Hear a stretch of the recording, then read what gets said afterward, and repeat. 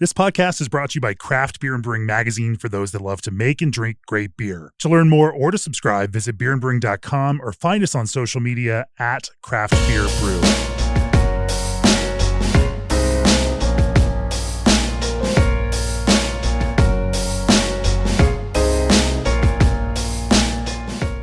It's episode 378 of the Craft Beer Brewing Podcast, and for this episode, I am once again in Cleveland, Ohio.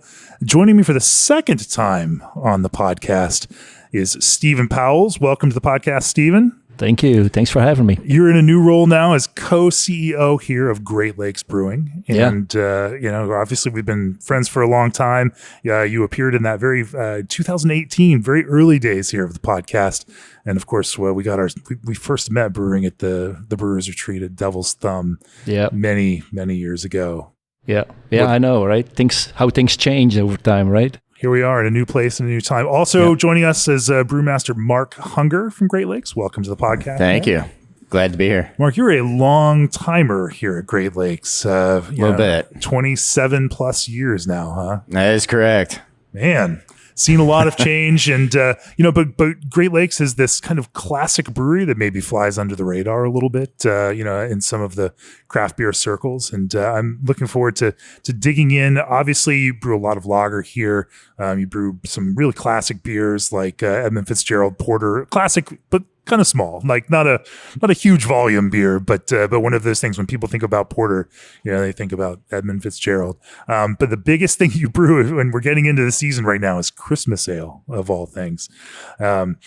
So over the course of this podcast, we're going to talk about lager brewing. We're going to talk about your approach to some of these things. Maybe we'll talk a little bit about seasonals and how because the sheer act of brewing Christmas ale in August and trying to, get a beer, designing a beer that can, number one, last that long, once it's packaged, and manage this kind of seasonal creep that happens because, realistically, you just can't brew the volume you need to brew all in 1 month, before that season starts. Anyway, lots of logistical challenges. The other big logistical challenge that you have is that you are brewing right here in the city of Cleveland in a historical building, in a 100-year-old building that used to be a brewery and then wasn't a brewery and is now a brewery again, and a production brewery that's woven into the fabric of the city itself. And and there's a beauty to that. There's a classic feel to it, but also some crazy production headaches that come with that in a building of this age. We'll talk about all of those things, but first at G&D Chillers,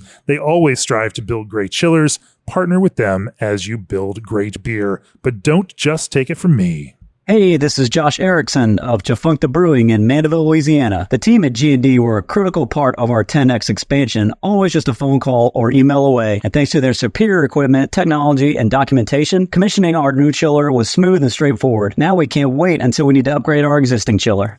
That's right. Choose G&D Chillers on your next expansion or brewery startup and receive 1 free year of remote control and monitoring on your new G&D chiller. And Brew is excited to now offer 2 to 4 week lead times on all in-stock Pro-Fill rotary can fillers and seamers. These models are available in 100 to 300 can per minute filling speeds and are built with a focus on scalability and low dissolved oxygen pickup. This special lead time is only while supplies last, so send them an email at contact@probrew.com or call them at 262-278-4945. ProBrew, brew your beer. Also, you might have heard of Old Orchard, but have you heard of their newest flavors? Berry Blend, Blood Orange, Lemonade, and Tart Cherry are the latest additions to their lineup of flavored craft juice concentrate blends. Old Orchard's R&D team can also formulate custom blends unique to your needs. To learn more and request your free samples, head on over to oldorchard.com/brewer. Well, we've heard Steven's story, and if people want to hear his personal story, I think they can go back and listen to the episode that we did all of those years ago. But Mark, why don't you tell us your story and tell us the Great Lakes story? Those things intertwine. Great Lakes is the one brewing job that has defined your career, isn't it? It is. Yeah. So this is your career of brewing is encompassed here at Great Lakes. That is correct. Been here since 1997. Wow. So 27 years. Been a minute. Started here when we were just 9 years old as a company. Like I mentioned before we started here, saw the 10th anniversary, 20th, 25th, 30th, 35th. So, seen quite a bit. But it's fun. It's been a fun ride. When I started here, we had our 30-barrel production facility. The place we're in right now, we're just above our original brew house, 7-barrel, which was sort of a back of the napkin type of design from the old brewmaster from Schmitz here in Cleveland that closed up, and they used him as a master brewer consultant type of thing. So he helped out quite a bit, Thane Johnson. And I was fortunate enough to have met him and hung out with him a little bit. He was a great guy. And he passed away several years ago. But he helped with that design, and then helped with our 30-barrel system, which was sort of our transition brew house that was in the Freeze and Shealy building right next door. That was from the early 90s, probably, I forget, 92, 93, till about 98, 99, when we transitioned to our 75-barrel brew house in the late 90s, and then built that up to where it is now. So it's kind of incredible to build this brewery over that kind of time frame here in an urban environment. When you started, what did the beers look like? Oh, we had 4 year rounds and maybe 3 seasonals, something along those lines. So that landscape has changed dramatically. Seasonals, year rounds, everything. It's all about variety now. We had back then, the Dortmunder was 60% of our production. Now, I couldn't even, it's 20. 20 or so. Yeah, Yep. something like that. Well, it's still kind of incredible, especially, honestly, as we like to think of craft lager as a more recent movement. You all have been making craft lager for a very, very, very, very long time. A long time before it felt cool to a certain amount of American craft lager brewers. But interesting from that standpoint that you were ahead of the curve on that. Right. Our very first, and I have it, brew number 1 on a piece of notebook paper is our Vienna lager, which became our Elliott Ness. And then a few weeks later was the Dortmunder style lager. So those were our first 2 brews that we did. People always think Dortmunder was, but it wasn't. And those are still, out there today and great beers. So we're fortunate enough to I think some of the influence was Thane from Schmitz. He was all about lagers, and that was sort of their mindset coming into it. And then it wasn't long after that where we developed some of our ales. Edmund Fitzgerald, Burning River was right in there. Not too long after that, but we hung our hat on our lagers for a long time and still do. And we're proud of that. We have a proprietary lager yeast that we use. Yeah. That was, we got it at Siebel. Siebel had it in their library, and we put a hold on it, and it's Great Lakes lager yeast. So nobody else can use it. Do you know where it came from originally, or? It's sort of similar to a Bavarian lager. It's got a high sulfur initially, and then that mellows out. So it's definitely has some unique properties. Not much of a yeast you'd use for a lighter lager, but for full-bodied lagers, I think it really makes the beer. So when at what point did that yeast join the brewery? That is a really good question. Way before me. Okay. I think it was virtually from the beginning. Yeah, they wanted something unique, something to hang their hat on. And as far as I know, it was right there at the beginning. Interesting. And so they're probably, I imagine there wasn't a lot of brew testing going on to test these different lager strains against each other and make a selection for that. If you're getting a small brew pub off the ground as they were then, that might have been a little more pragmatic than that. Yeah, there's stories they had to get their license back then, they had to send in samples of beer before they even opened up. Well, they didn't even have a functional brew house, so Siebel actually brewed some batches of beer for us based on the recipes we're looking to make. Yeah, to initially get the license, I guess. That's the story I've heard. Sure. So for the owner founders of the brewery, that lager was a kind of core piece of this whole puzzle then. Yeah, for sure. And it was definitely obviously the number one. Yeah, Dortmunder was a big brand still is for a very long time. That's interesting to think about. Yeah, craft breweries of that era, because that would have been when they started. What, like mid '80s? Yeah, 88. 88. Yeah. Craft beer was a small thing at that point. It wasn't like, it was less, a fraction of 1% of the overall beer market. It was still very much this niche idea. So many craft brewers at that point were trying to differentiate from macro beer, macro lager by making ales, not making lager. But an interesting one to seize on flavorful lager as also being a way to differentiate from a less flavorful macro lager. And interesting to also seize on yeast that would allow you to make a more characterful lager like that. And back then, the only craft breweries that were making lagers outside of a Pilsner here and there were those breweries up in Wisconsin, for the most part, Capitol, Lakefront, and stuff like that. It seemed like, everybody else around here was all ales for the most part. Yeah. Outside of a Pilsner here and there. Sure. So then, you started 9 years into the brewery, and you mentioned you've seen a lot of eras of change over those years, and with each of those anniversaries.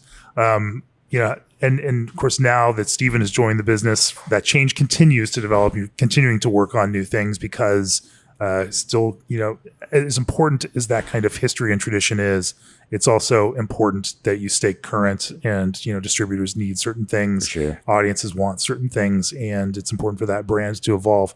For both of you, managing that evolution has to be both historically relevant, but also current and connect, to currents in craft beer. How do you manage and balance those two things?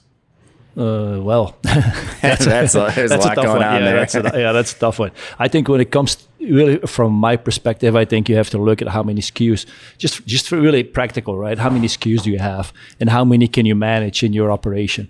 And we do a pretty good job when it comes to dealing with our marketing and sales team, and basically tell, okay, this is how many new ones that you want, and we gotta let go of a couple because we have capabilities.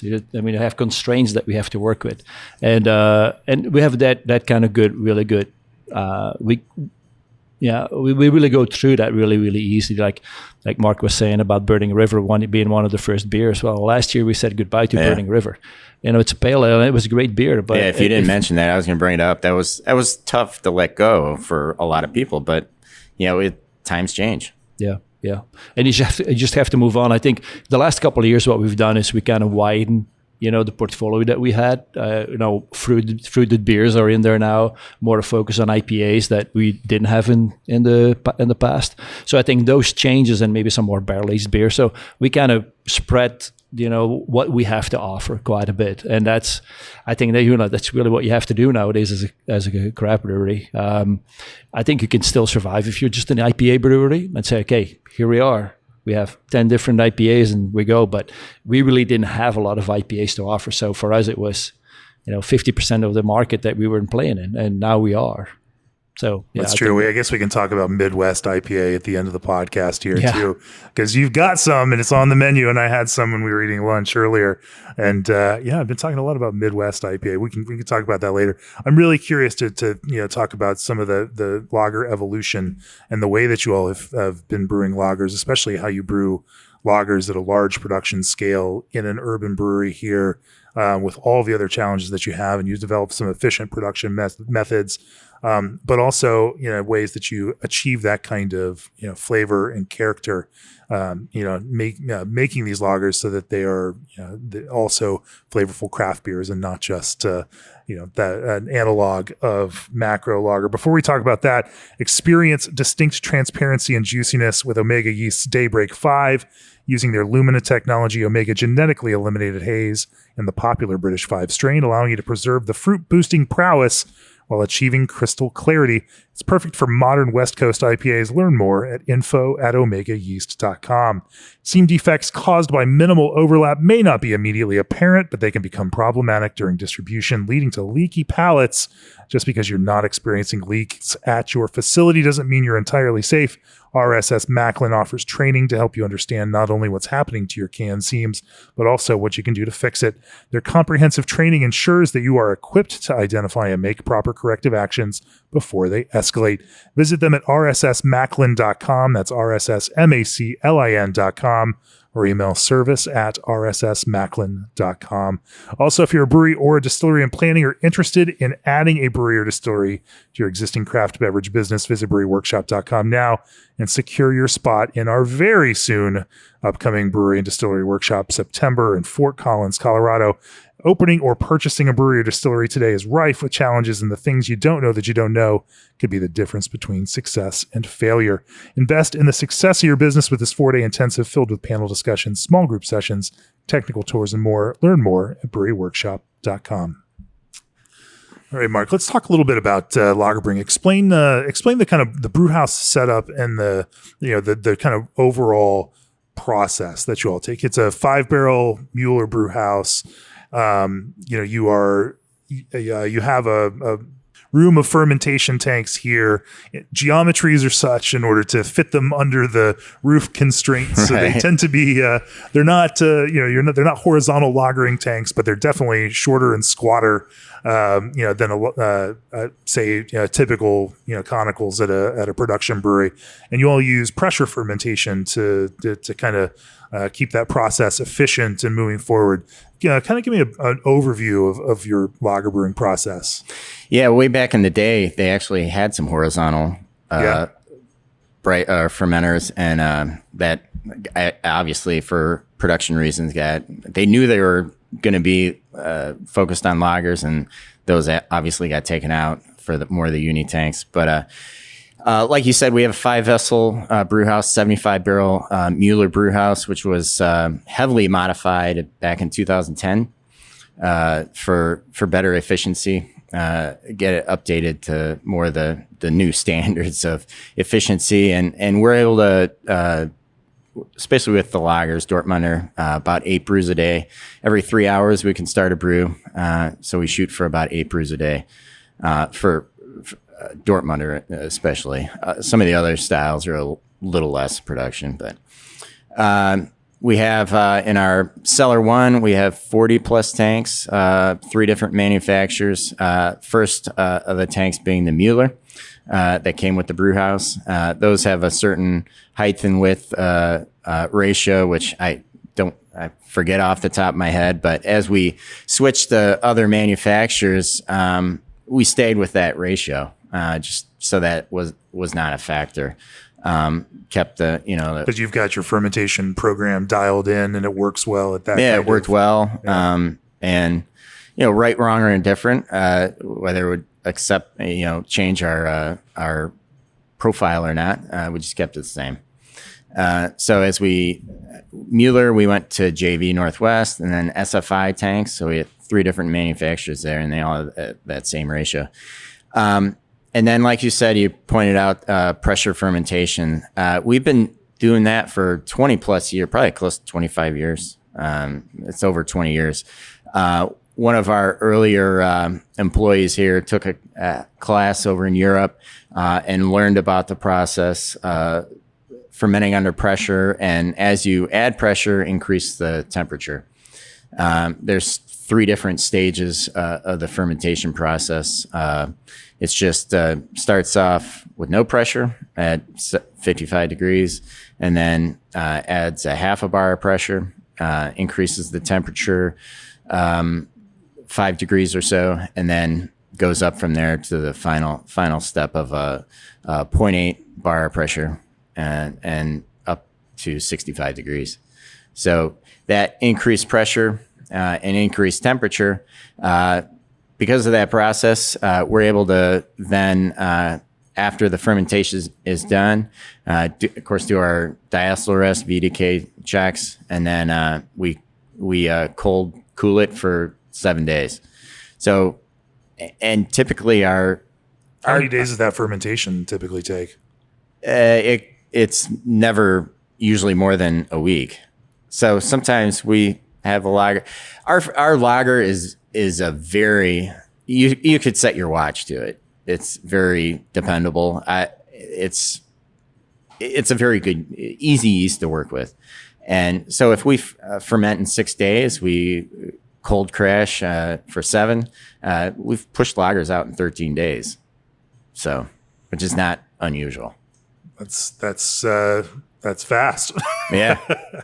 So talk to me like, in terms of that kind of pressure fermentation, temperature, pressure, how does that affect the yeast itself in terms of, fermentation expression, ester production, et cetera?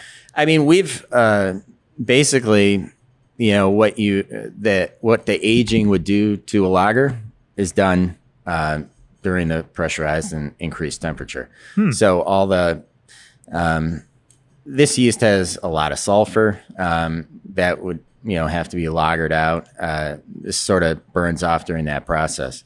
And not all of our tanks are automated. Sometimes we brew into a tank that's not automated, and we have to do a traditional fermentation, which is 3 weeks of cold lagering, and that gets thrown in the mix, packaged just like the others.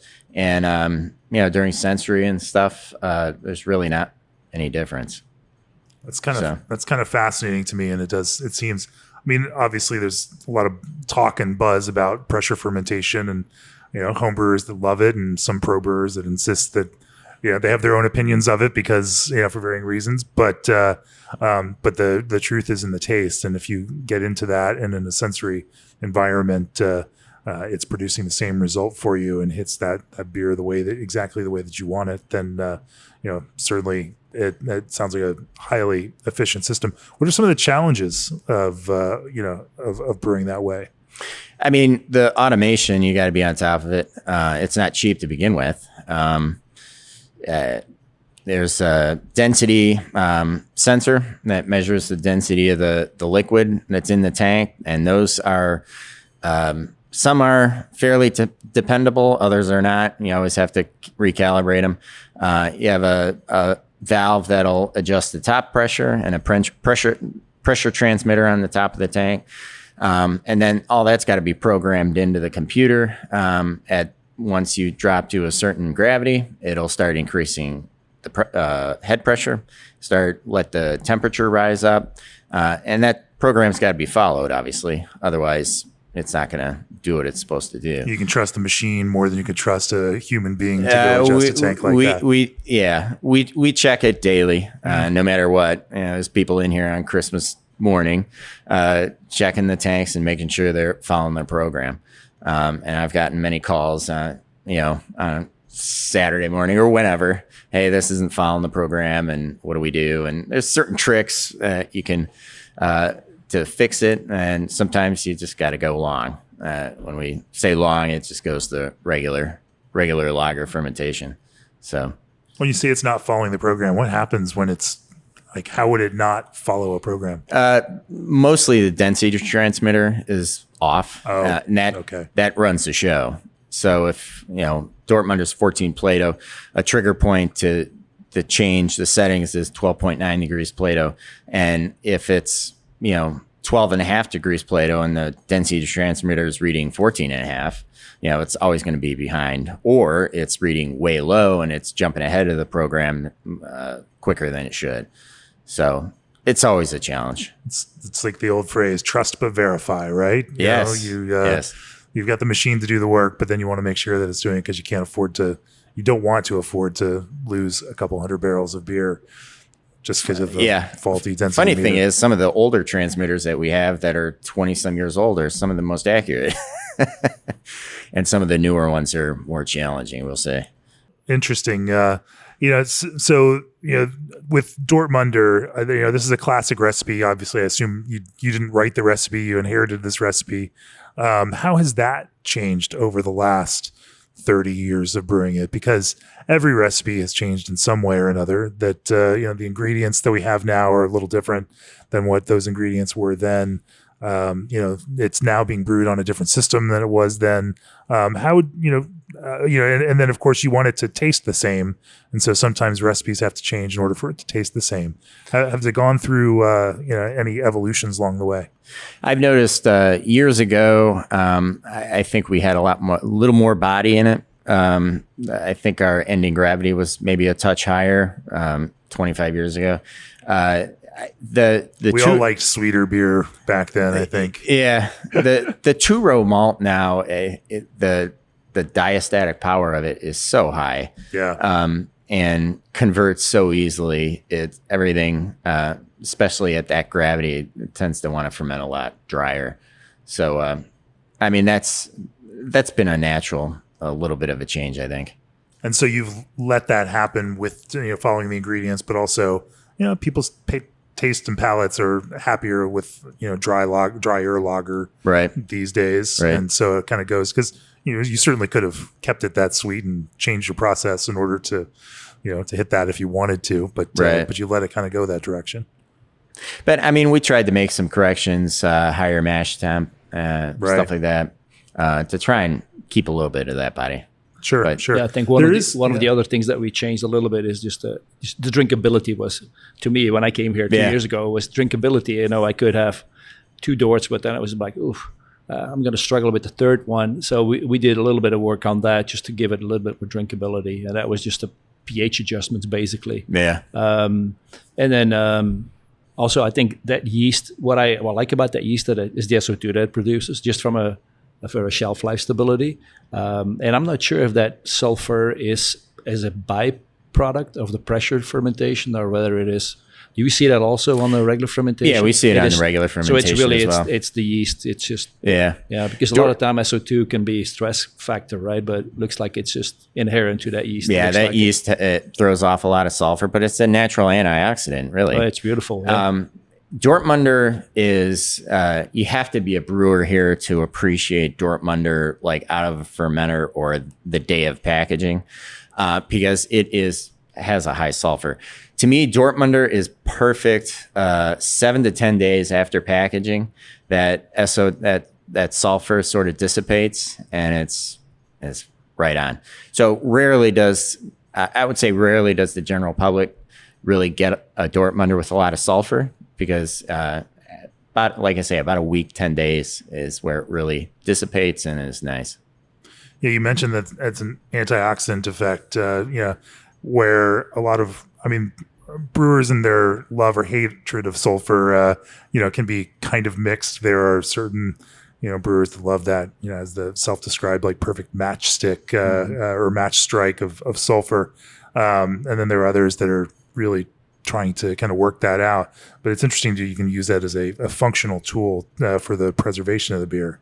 Yeah. Absolutely. Yeah. I don't think we've ever measured it, and maybe we shouldn't. Just for what it is. But it's just a happy accident, I guess, that yeast just makes that.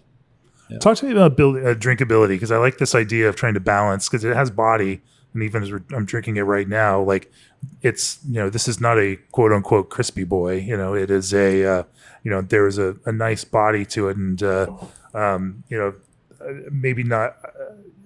Maybe just like that, just touch of kind of like glycerol kind of, heft to it, that it's not big. It's just not thin either. But it also doesn't taste like sweetness. It tastes like, something that's just a little bit heftier. While at the same time it finishes dry and finishes crisp, and you can certainly drink 3 or 4 of them. How do you, talk to me about balancing those things. Yeah, it's funny how you describe it. I like to tell people this is a Great Lakes lager, because you enter it under Dortmunder in any competition and it's not going to win because it's out of spec. So we're like, well, what is it? It's our version. Sure. So I'm sorry, what was your question again? Yeah. How do you balance that kind of body and drinkability? You mentioned working on it a little bit, and it doesn't feel like you've given up some of the enjoyment and character, and the textural feeling of drinking the beer, even though it still has that kind of, it still finishes dry. Yeah, I mean, really, the only adjustment that we did was just a pH adjustment in the sparge. Yeah. And it was just what I had initially when I started here was it was a little bit cloying, but also I could have the grain character coming through, so polyphenol. So by lowering the sparge pH, we kind of got to that point where it was just a little, it's still round, but it wasn't as cloying. And definitely, I think the astringency has gone down quite a bit. Yeah. Yeah. Very simple, right? Sure, Yeah. sure. Anything do you do in the mash to try to hold on to some of that body in this? We like I say, we've adjusted the mash pH. That's been in the past, but we've add some acidification to the mash as well. And that's really about it. I mean, I always tell people you're constantly changing a little bit to keep the beer the same. Always looking at keeping an eye on the malt, keeping an eye on the hops. The brewers are always smelling the hops and keeping an eye on all the stuff that we should keep an eye on. You're always changing a little bit to keep it the same. Sure. No, I agree with you. That's one of my talking points. And so you just hit it on the head that things change in order to, they have to hit the same way. And sometimes things have to change in order to hit that same way. In terms of hops, where do you source hops? Are these European hops, American hops? Do you have farms you prefer for those? We, in terms of our production beers, they're virtually, if not all, domestic hops. We use a few European stuff or foreign varieties here in the pub and stuff, but everything on the production side is domestic. So yeah, Mount Hood, we use a lot of Mount Hood in our lagers. Yeah. We're like one of the number one users of Mount Hood hops. So there's some craft brewers out there that probably hardly know what it is. And a lot from Oregon.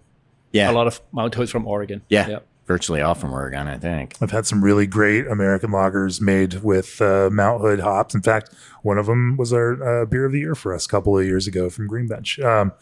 So it's the secret's out. Nice. We used to use U.S. Hallertau. Yeah. But, 2008, with all the problems they had back then, they pretty much ripped it out of the ground because the yields weren't there and they needed something that yielded good.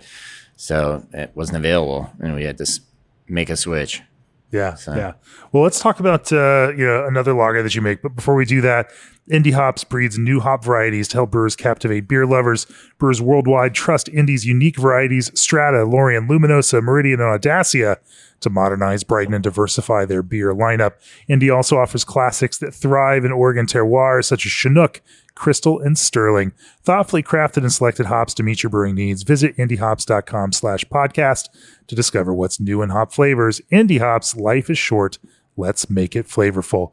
And Berkeley Yeast, founded by bioengineers, yeast that's designed to improve flavor, quality, and consistency, increase efficiency, and save you money. If you've been following yeast, I'm sure you've heard about their strains. Super Bloom strains make classic hops flavors. Fresh strains keep diacetyl low, even with large hop additions. Tropic strains make a tropical bouquet reminiscent of the finest Southern Hemisphere hops. And they just dropped new strains that are even more futuristic. Nationwide free shipping. Mention this podcast for 20% off of your first order. And if you're a brewer who's interested in distilling, subscribe now to the Craft Spirits and Distilling podcast, available on all of your favorite podcast platforms, hosted by Sydney Jones of Heaven Hill in Bardstown, Kentucky, and Molly Troop, master distiller for Freeland Spirits in Portland, Oregon.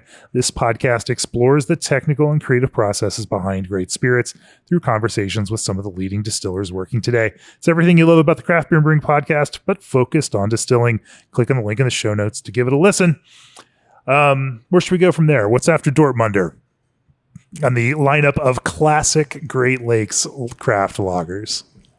Well, there's Elliot Ness and Oktoberfest. Those are probably the next ones in the lineup. Talk to me about Elliot Ness. So this started off as a Vienna lager. Vienna-style lager. Vienna-style lager, and developed into, again, it doesn't really fit the profile of Vienna style if you look at the specs and look at what ours is. So how does it vary from? I don't have the specs in front of me of a traditional Vienna, but I think the color is a little darker, maybe. Gravity, alcohol, all the specs that would throw it off. So we These are just competition specs. In Yeah. a general sense. I mean, I'm sure there were historical analogs for again, your approach. This is another Great Lakes lager. It's not so we called it 10 years ago or so. We changed it to an amber lager. But it's definitely one of my favorites. Nice amber lager with Munich malt. We definitely like our Munich malt here. Elliot Ness uses quite a bit of it, and Oktoberfest uses more of it.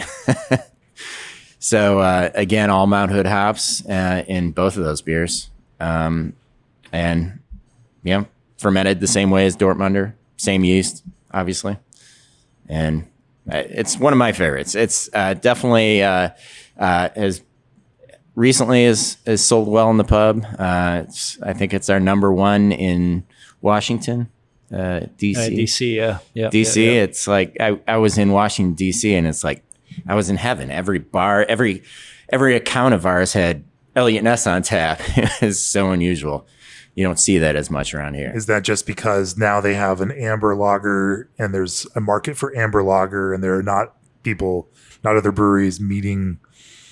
Yeah, that just fills that niche. Yeah. Interesting. I think that's what it is. It's probably just a niche, in the market. It's so funny to watch how that happens. We see that with Dunkel and KC Beer Company, in Missouri, where back in your old stomping grounds and on the west side of Missouri, where they're a lager brewery, and the beer they have on tap everywhere is the Dunkel, because it's hard to get a pale lager on tap anywhere in the state of Missouri. Right. But a certain large brewery that takes all of those taps. Yeah. But then they don't have a dark lager, and there are people that want a dark lager. And so boom, now, you have a brewery that can give that to them, and here it is. So, talk to me about that experience. How do you define that beer, and what do you want people to taste and experience as they're drinking Elliot Ness?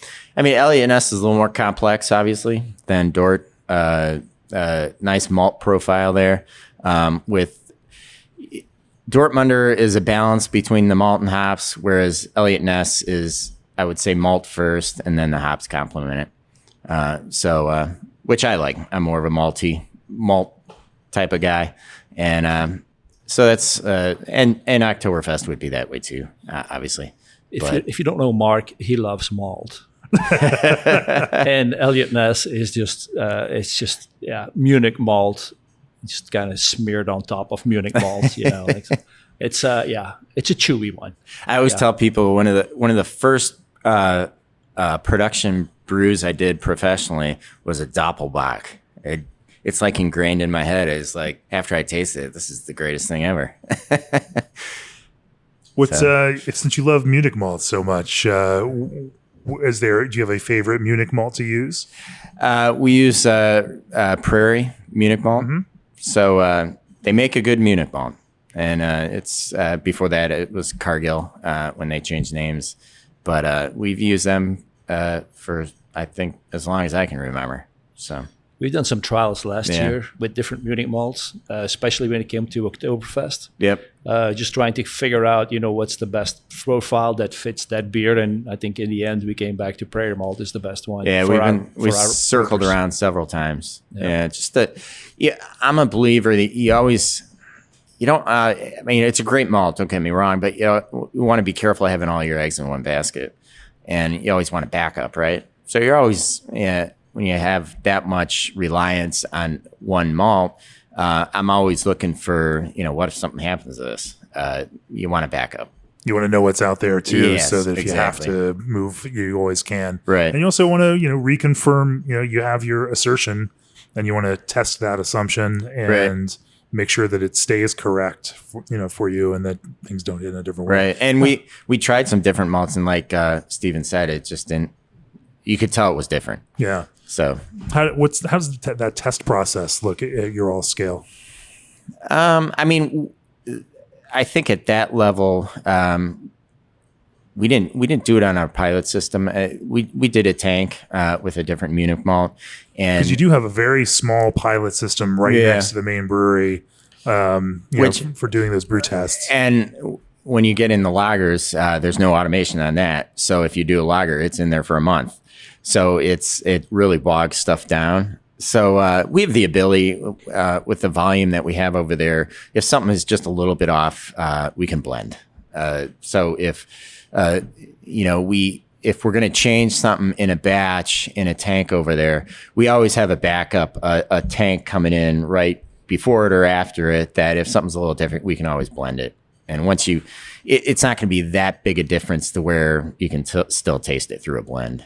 So you would just bring in an alternate Munich malt, brew a whole batch with it, see how it works out, and then if you need to blend it out, wow, it's a great way to test it, right? Because you know for sure, it's on that how system. It tastes, and then it goes to sensory and gets tasted against standard done the other way. Right. Yeah, I think that's something that in the end you have to make it in a production facility anyhow. So if you have, I don't know, we do probably like 100 brews or so of Oktoberfest. So yeah, you just make one tank, whether it's 3 brews or 4 brews. I can't remember what we did, and then you just do side by side and compare them, and then blend it away. Yep. Right. It's the easiest way to do it.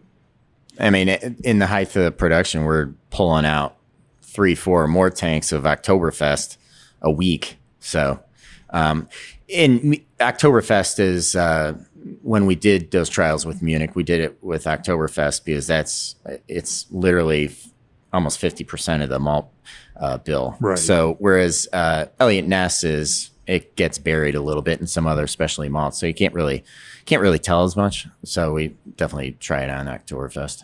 Sure. Well, maybe we should keep talking about Oktoberfest since is the season, or at least, I mean, we're actually, by the time this comes out, it will be right, a week or so before Oktoberfest, and way too late for anyone to make that beer for this Oktoberfest. But let's talk about that design process. Yours is it's not a fest beer; it's a Märzen. Obviously with that kind of malt character to it. How'd you go about designing an Oktoberfest beer that was going to feel like Great Lakes? I mean, this is pretty much. We always had an Oktoberfest. Yeah. So this has been passed along. This same kind of long-term iteration. Yeah, sure. It was a recipe that was established on the 7-barrel prior to me starting here. So it was just a matter of upscaling it to the big system, which we did back in late 2000s, I believe. Brought it out as a seasonal. There's an interesting, just the faintest kind of fruity note on the nose, which seems to add to that kind of caramel character, that you get out of it. When you guys think about it from a sensory perspective, do you have language to describe it? Do you or how do you define a beer like this? I'm like, how does the brewery in itself create standards, for the beers that you make, so that you can train people, and train on a sensory level, for these beers to hit and connect with those things? Oh, I just think about Ness and Oktoberfest, and I go caramel and carameler. Yeah. Yeah. If that's a word. Yeah. I would agree with that. They're obviously malt is the name of the game there. In terms of sensory, within the past year or so, we've definitely upped our game in our sensory program to have more people in the company taste and develop profiles, in writing as for some of these styles. So I think we've definitely got definitely are upped ourselves in that game there. But I agree with the fruity note that you get. Yeah, I think it's probably more to do with the gravity than anything else. Mm-hmm. It's definitely an expression from the yeast. Yeah. And I'm not opposed to it at all. No, not at all. It makes it just a little bit more complex. And it's not fruit. It's just a that little bit. And I think that it heightens that kind of caramel expression in there. And of course, it still finishes with a very light kind of cocoa-y type of bitterness that helps kind of dry the finish out there without it feeling austere or too thin. I think that probably has something to do with the decoction. Yeah. Right. There's a decoction process for this, so I think that has to do with that. Yeah. Do you decoct all the lagers or just Oktoberfest? Just this one. Yeah. Boil a third of the mash, Smells great over there when we're doing that. I bet. Yeah, you're looking at me. I'm not a proponent for decoction. We've had long discussions about this. So, yeah. It smells joyful out in the parking lot when they're boiling the mash. For now, Mark is winning the decoction argument, and Steven is just going to go along with it. I mean, I love the beer, so yeah. I mean, one day we will probably make like 4 brews that are not decoction and just make them in one tank and then blend it away and see how it tastes. Sure. Maybe one of those days. There is that nice kind of fullness but dryness that the decoction is so good at producing, and but it fits this beer for sure. It definitely fits this beer. Well, we've been talking about lager for a bit, and Steven, you actually have to jet out of here and go to an important meeting. We got started a little bit too late here, and it's a shame, but Mark's going to hold down the fort. But thanks for joining us. Absolutely. We're going to talk about Midwest IPA next, and so we're going to get the Belgian guy out of the room so we can talk about. I love it. The Belgian guy who's been living in the Midwest for 25 years. Thanks. I know. You're just as American as all. No. Anyway, Steve, it's always great to talk with you. And absolutely. Yeah. Thank you very much for having us. Of course. All right, Mark. So let's talk about Midwest IPA. This is a kind of a recent addition to the Great Lakes lineup. Right. And it's a subject that I've been fascinated by. Talked about it back in, I think it was April, with a brewer, Jeremy Prize in Minnesota, because they have Midwest IPA. I see more and more brewers in the Midwest grabbing on to this idea of Midwest IPA, which, to me always just feels like American IPA, but I guess American IPA is it's too broad of a topic now.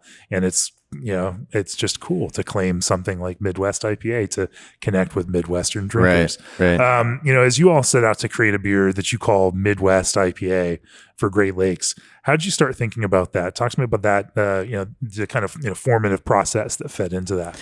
Well, years ago, when you drank an IPA 20 years ago, you took a sip of it and you could still taste it 10 minutes after that sip, all the bitterness on your tongue and everything. So one thing, we were focused on drinkability. You want not something that would satisfy the palate for the guy who, likes 80, 90 IBU beers, but something that will pull that drinker that, likes a lot tamer beer. So drinkability with a good hop profile was what we were going for. And I think we hit it. So a lot of late addition hops. I've had a focus recently on, when you get into the world of hops, you can spend the cost of some of these hops is crazy. So I've looked at a lot of what do you call them? Not the proprietary hops, but the public varieties. Public, right. And Midwest has Triumph, which a lot of people, I think, were keeping that hop alive because I've had problems finding it up until recently. And I think it's a great hop, and that's one of the hops that is highlighted in here. And I think it comes out really well. Makes a very drinkable beer. Gives you that hop profile. And how would you describe the flavor of Triumph as it expresses in a beer like this? As with a lot of the hops, there's definitely some fruitiness. I think it's more complex than you realize. We also have Strata in the beer, but it gives it some complexity and depth. It's got that fruitiness, but then as it warms up, it can express itself in many ways. Get some pine, some citrus. I get fruitiness, and I think it's good. Yeah. One of the things, as I was drinking Midwest IPA is that, it has both a, kind of a smooth cohesion, but then, isn't afraid of being just a little bit bitter. It's not, scrape your tongue bitter, as that generation of IPAs that you're talking about from, 15 years ago were, but the bitterness is there, but it's also smooth. How do you work to, kind of sculpt that bitterness in the scope of Midwest IPA? I look at a lot at some of the COH values, sure. And where it's added. And recently, not only in Midwest, but developing other IPAs, you had a hop that smelled great. Oh, dry hop a bunch with this. And then it doesn't taste all that well or smell all that well. There's a lot of all these compounds you have in a hop, and some of them will survive heat better than others. So we've moved, I think, where you add the hop has a lot to do with it.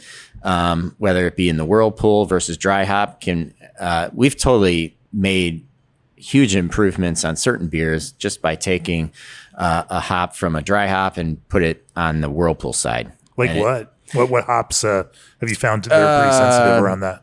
That was a Calypso, a Hopsteiner hop. We used to dry hop with it in one beer, and was talking to him. It has these compounds that hold up and express themselves better when there's a little heat.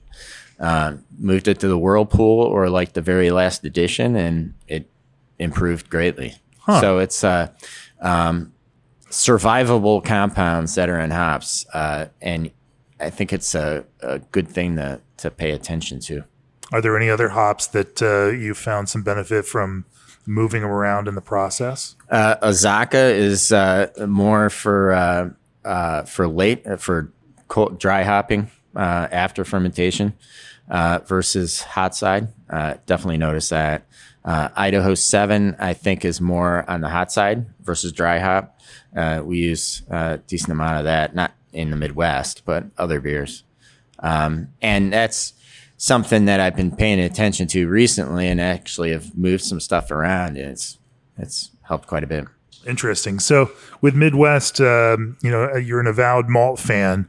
How did you set about building a malt base, that at the same time kind of fits this clean and easy to drink, kind of IPA thing, but also can support that kind of hops and bitterness that you rolled into it? I mean, because it has a little bit of color. It's not West Coast super pale Pilsner malt, but it's also not amber. Right.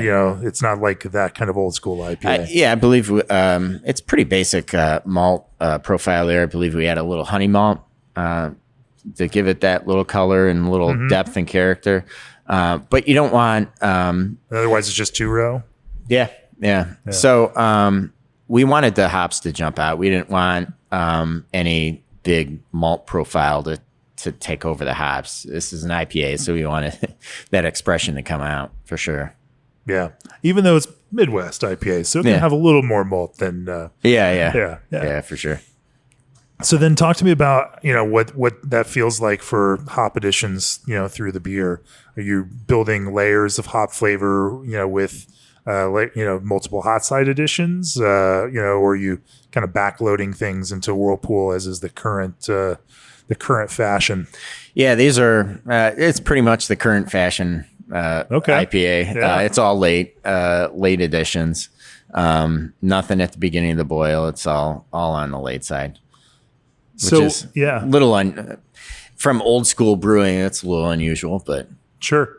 So then, what do you think creates the character that you would call Midwest? I think the drinkability. People in the Midwest, I think, aren't just out. At least I like to think they're not just out to have one beer and done.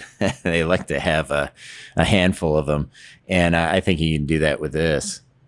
Yeah, but at the same time, you've definitely made choices, especially with hop flavor, that don't have maybe some of the kind of thiol focused punch of some of the danker or more Southern Hemisphere, or even like a lot of Mosaic can have now. It definitely leans on that kind of smooth side, not necessarily herbal per se, but just that kind of forest and classic kind of fruit character. So I mean, I want to say, as we're developing this, we went through several, probably 6 or 7 or more brews on the pilot system, and we bounced around to many different hops. So some, I believe, somewhere on the danker side, and to get this this one combination that finally hit it. I knew I was on the fourth or fifth one. I knew what route, sales, marketing, and brewers were leaning towards. So we sort of went that way, and knew this would bring a drinkable beer for the Midwest population. Sure. Well, and then how do you, is this just a standard, Chico kind of fermentation, or is there anything else to it? No, pretty standard. Yeah. 1056. Okay. Interesting. Anything else, to the way that you do it, or process of dry hopping, or anything else on Midwest IPA? It's no earth shattering, nothing earth shattering. I know you want some aha moment here, but it's my job to ask. Yeah, it's really nothing earth shattering that I can think of here. Yeah. It's pretty standard outside of everything on the later side, which is, we're not necessarily used to that as much, but it's been the thing last 5 years plus or whatever. Yeah. Is how much Centennial is in this beer? No Centennial. Yeah. All right. Making Midwest IPA without Centennial. We started, obviously, Midwest version 1. We did have some Centennial, I believe. And it just didn't catch our attention as much. So... And so triumph it is then. Yeah. We migrated away from that. Is there another beer project that you've worked on over the last couple of years that was really exciting to you, that you learned a lot from? I think Vivacious. Vivacious, our double IPA, or the bigger IPA that we have. That was a fun project, and I am obviously a lager drinker. You will find Dortmunder in my fridge, but Vivacious is definitely an IPA I will take home. And it's, it's 9%. It's a big beer. But the drinkability of that is fantastic. I enjoy it quite a bit. So this is a unfiltered, maybe not quite New England style, but definitely, unfiltered, juicier, hop forward. Well, we have juicy Vivacious, where some fruit added to it, but the regular Vivacious is filtered. Okay. It's not trying to be a hazy or anything like that.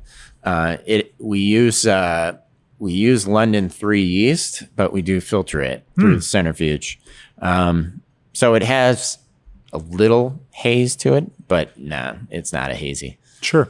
So. Well, talk to me about the design process and how you went about figuring out what it was going to be, which isn't necessarily exactly the same as everyone else's London Ale 3 Citra Mosaic hazy IPA, but also is still trying to capture some of those fruitier fermentation notes and esters even within this. So this one, I say it's not a hazy, but we use the malt bill is pretty much that of a hazy. The wheat and stuff like that. But we do filter it. And I think hazies for the most part are nice and soft. We use some chloride in it to give it a nice soft mouthfeel. And then the hops. We use Citra in this as well as Cashmere. Cashmere is another public variety. Cashmere, okay. I'm a big fan of, yeah. It's really good. Been hearing a lot about Cashmere over the last couple of days. Yeah. Yeah, that's good. That's good. It's fun to see how certain hops also connect in certain areas. So what does Cashmere do for you here? It just adds, I think it works well with the Citra. And it just gives it a nice hop aroma. You get, again, it's another beer. Your initial smell give you some fruity citrus, maybe pineapple, and as it warms up, becomes more complex. I think it just works really well with Citra, and we use even amounts in the hot side as well as dry hopping, so they parallel each other. 50-50. Yeah. Pretty much 50-50, I believe. I don't have the brew sheet in front of me, but they just complement each other very well, I believe. And it's easy to brew, but in the cellar, like I say, we use a hazy type of malt bill, hazy type of yeast, but we filter it. And those things can create a long filtration day because it can be very, very difficult to filter and give the centrifuge a lot of problems. But once we do get through it, it's a very good beer. Well, so then you get the benefit of being able to brew deeper generations with London Ale 3 versus all of the hazy IPA brewers that can only get a few generations out before it starts dropping out. Like, yours on generation 7, 8, 10, will still give you it'll flock out and be less hazy, but that's okay. It's some with the higher gravity though. When you filter it like we do, the yeast and the hops, they just get hung up there. You'll be filtering, your filtration will be going great. You'll be, 2,000 gallons in or whatever, and all of a sudden, wham, you'll get hit with all this sludge and the machine will go into alarm and you just have all kinds of problems. It's not a bad beer to brew, but it's not a fun beer to work as a cellar tech with. But the end product, I think, is great. It's a great beer. Well, that's a bold move for a lager drinker to embrace. It is good. Making that it is beer. good. Sure. Well, let's kind of pull out and take a look at the big picture here as we wrap up. Like we said at the start, you've been here 27 years, going on 28 now. You've watched Great Lakes. You've watched craft beer go through many of its own different eras over that same amount of time. You watched that first 1990s boom and bust cycle. You watched a rebuilding cycle through the 2000s. You watched this insane growth through the 2010s.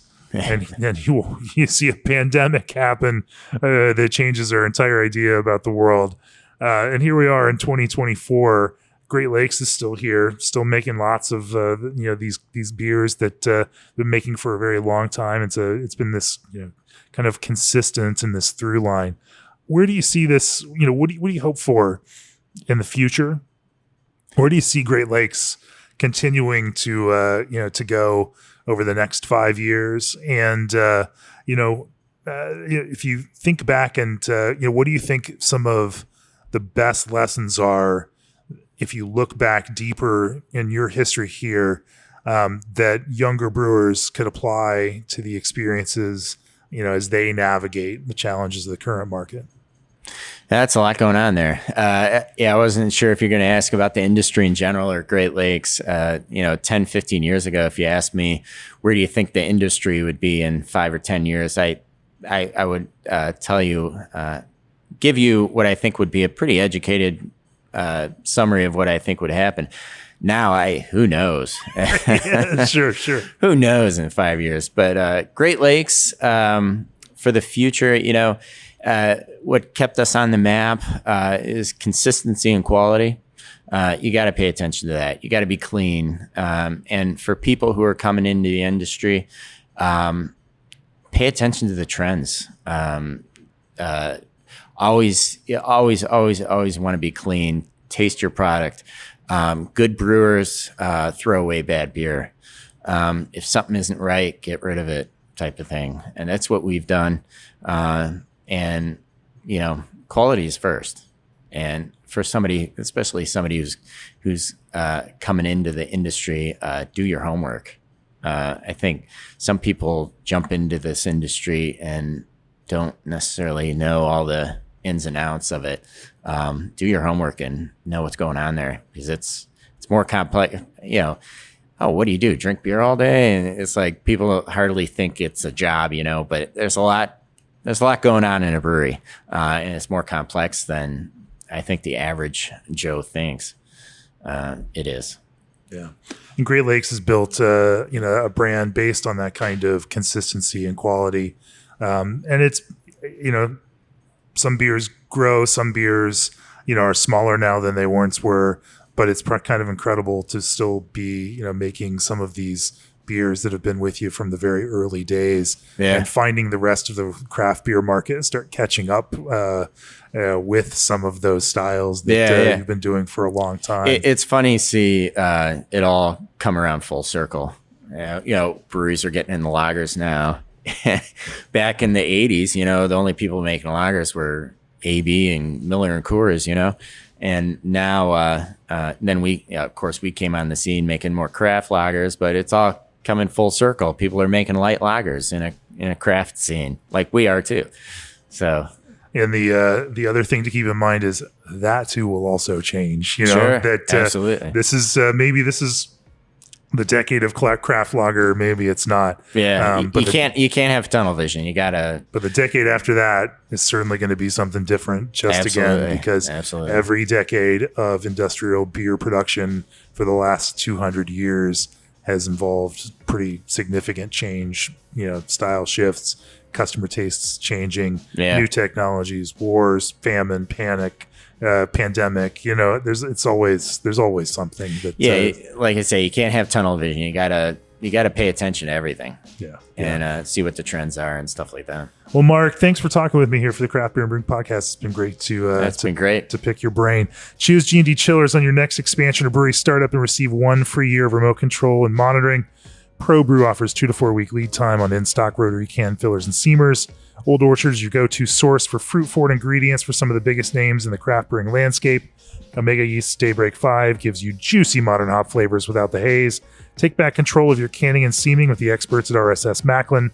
Trust Indie Hop's unique varieties to modernize, brighten, and diversify your beer lineup. Berkeley yeast strains are designed to improve flavor, quality, and consistency. Visit breweryworkshop.com for more information about the upcoming brewery and distillery workshop this September. And if you're a distiller or curious about it, check out our Craft Spirits and Distilling podcast. If you've enjoyed this podcast, any others, go to beerandbrewing.com, click on that subscribe button, become a subscriber to the magazine, become a subscriber to our brewing industry guide, subscribe to or grab an industry all access subscription and support all the things that we do. Helps us bring these conversations to you week after week, month after month, year after year.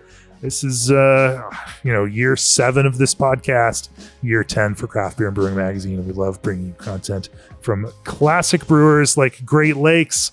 Mark, if people want to learn more about Great Lakes, come see you all in person, or find you out there and learn more about Great Lakes beer. Where do they find you all?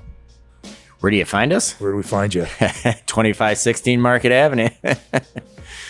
We're out there on all the social media platforms, and it's Great Lakes. Yeah. Great Lakes Brewing Company. It's been great talking with you. Cheers. Appreciate it.